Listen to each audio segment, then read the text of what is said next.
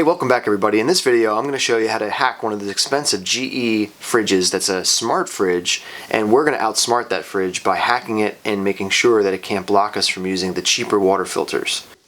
You'll find the filter in the upper left hand corner of the refrigerator, and what you want to do is tilt it outward and it will kind of twist out with a little bit of resistance. If you peel back the sticker on the back of the filter, you'll find a chip. And that's the chip that tells the refrigerator to shut it off after 6 months. So what you're going to need for this project is you're going to need to order a bypass filter if you didn't get one with your refrigerator. I didn't, so I had to order this one off Amazon. And also these generic Dista filters. Now the refrigerator is going to look for this RFID chip that's on the back of this GE filter.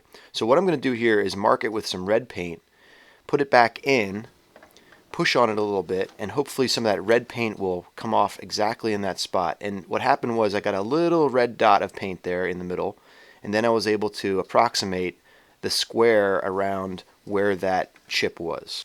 Since I used some acrylic red paint, it easily wiped off with my fingertip.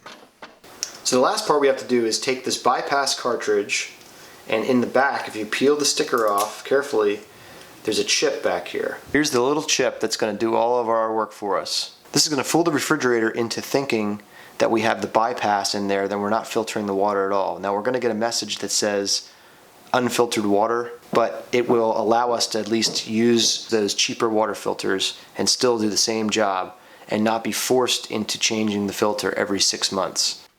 So I carefully placed the chip on a piece of clear packing tape and then put it right over that square that I had marked earlier with a pencil. This will also give you a chance to reposition that tape if the refrigerator does not recognize that chip as being in the right place. After you put it in there, now the next thing you're going to do is install the generic Dista filter, which doesn't have any kind of chip in it. Since we taped that in place, the refrigerator thinks the bypass filter is in. Let's test it out. Just a warning, you are going to get some splashing. There's some air that has to be purged out of that new filter, but it eventually will run nice and smooth, as you see here.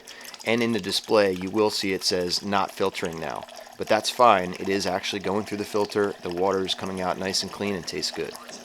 Alright, so there you have it. That's how to defeat these high-priced filters from GE. No longer will you have to buy these. For the price comparison, you're going to save a lot of money. So I hope this video helped you. If you're not a subscriber, hit that subscribe button. In my opinion, it's just a total money grab from GE to come up with a system like this and put that chip in there just so that you'd have to buy their filters. So this is an easy workaround.